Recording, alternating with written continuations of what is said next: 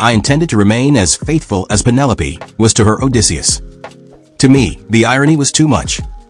My disbelief came from the fact that these words were written by my ex-wife in her own handwriting, almost a year after our divorce was finalized due to her infidelity. This so-called solemn promise was included in the invitation to her upcoming wedding, which had just arrived in my mailbox. Yeah, my ex-wife was moving at lightning speed, like the German army in 1940 pushing through the Ardennes toward the English Channel. Though for some reason, I found myself thinking about the relentless force of the Soviets on its flank. Perhaps it was because I had been watching Peace at War on my screen while sorting through my mail. Laurence Olivier's performance was brilliant. Truthfully, I had already moved on after our divorce. I had gone on a few dates and even found an intriguing woman with potential for a serious relationship. But this nonsense from my ex, it was infuriating. I suppose that was exactly why she sent the invitation, to provoke me. She knew I loved classical literature, so it was her way of subtly mocking me.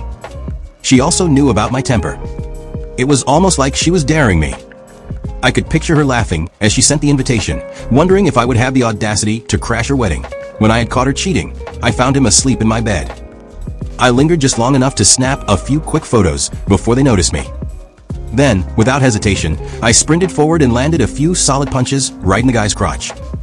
My wife screamed and tried to stop me, while her lover collapsed onto the floor, coughing up wine and snacks onto the bedroom carpet. In a fit of rage, I turned and kicked her twice as well, because I felt I hadn't done it right the first time. I believe in doing things properly and seeing them through to the end. Then, I growled at the cheating duo, warning them that they should be grateful for my restraint. I made it clear that if I saw a police car coming my way anytime soon, I would track him down immediately, this time with a little help from the esteemed Dr. Smith and Wesson to perform the quickest procedure on their idiotic heads. Thankfully, this vigorous exercise helped me cleanse my soul just as thoroughly as a divorce settlement that split our assets equally. No alimony for my unfaithful wife. Thanks to the incriminating photos I had taken that night. Thankfully, our state recognized adultery as a valid ground for divorce. Of course, I also made sure to inform her lover's wife about the affair, not out of anger, but simply because I believe in seeing things through. Surprisingly, none of this stopped my ex from trying to win me back. She launched a full-blown campaign to reconcile. She apologized, begged to talk, and even suggested counseling. She got her friends and family to call me, urging me to give her another chance. Oh, and she also bombarded me with sappy cards and letters filled with incomprehensible drivel every single day. It made no sense. She obviously hadn't been happy with me before, so why couldn't she just move on without me?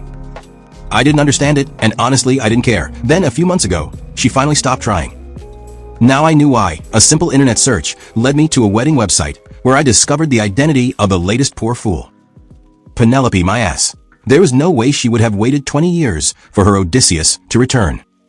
I had only been out of town for a weekend, and she had already had her legs behind her ears. If I had to guess, I'd give his marriage 2 years tops before she started counting ceiling tiles in some cheap motel while bouncing around with another guy.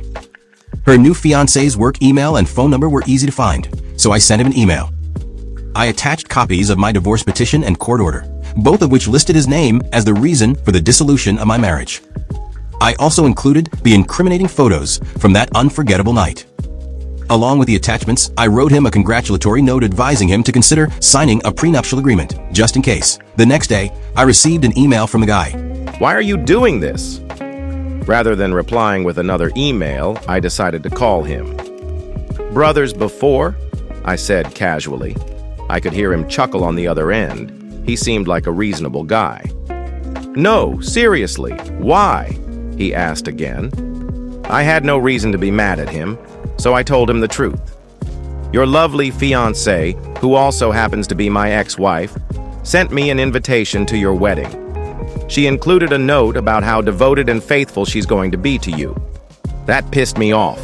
I'm trying to move on with my life, but she keeps trying to mess with me.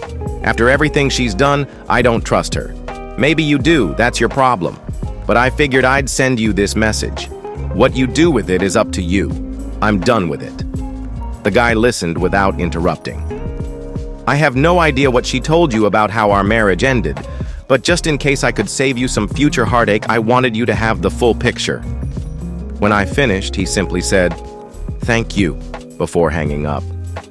A few weeks later, I received a voicemail from my ex. "You bastard!" she screamed into the phone. That was it. It seemed her little love story had hit its own version of Stalingrad. The wedding was canceled. What a shame.